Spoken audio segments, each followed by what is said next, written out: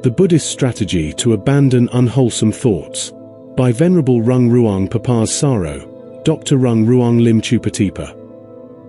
It should be reminded of the fact that the mind is also no self, and we cannot put the mind to be whatsoever to the expectation by force. Because, when trying to abandon the arising unwholesome thought by force, the unwholesome thought will resist and be internally reactivated without knowing. Although we may realize that we have to abandon the unwholesome thought, we have to know how to handle it rightly. In Buddhism, originally the mind is clear and pure like clean water or a clear crystal ball. However, it is contaminated by unwholesome thoughts that mix the clean water to be dirty or cover the crystal ball with a dark cloud.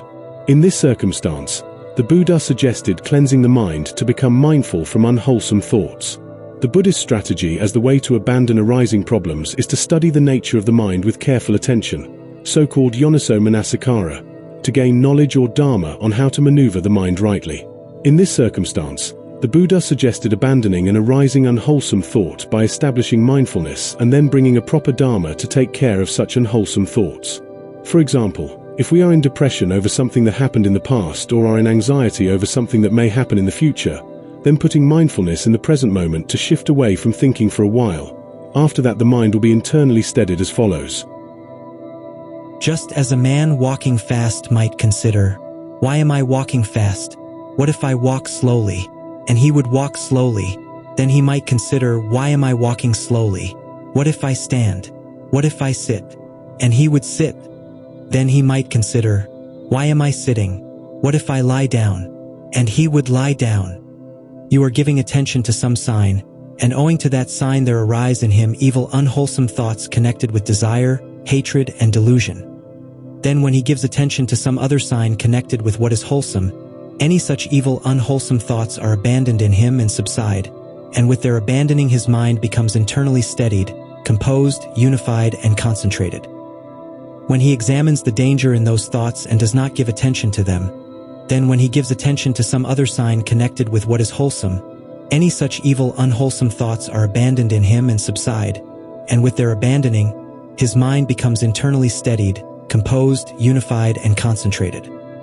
When he gives attention to stilling the thought formation of those thoughts, then when he gives attention to some other sign connected with what is wholesome, any such evil unwholesome thoughts are abandoned in him and subside, and with their abandoning, his mind becomes internally steadied, composed, unified, and concentrated. He beats down, constrains, and crushes mind with mind.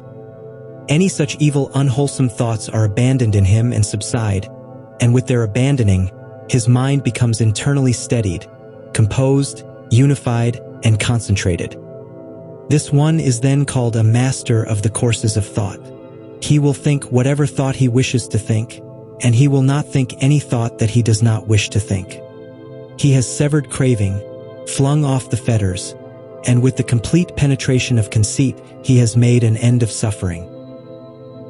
By establishing mindfulness to be aware of what we are doing, why we are doing, and monitoring what is happening to the mind all the time, we can realize the mind's condition, whether it is wholesome, beneficial, or unwholesome, harmful.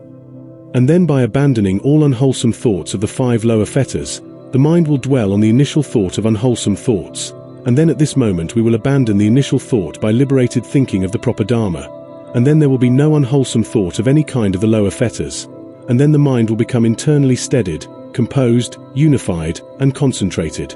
This is the Buddhist way to become a master of the courses of thought. This technique is a part of instructed cognition that the Buddha discovered on the day of his enlightenment, and it is the basis of the Buddhist practice of mindfulness meditation, dwelling the mind to the right concentration with a wholesome mind after being able to calm the mind for the development of purified mindfulness with equanimity.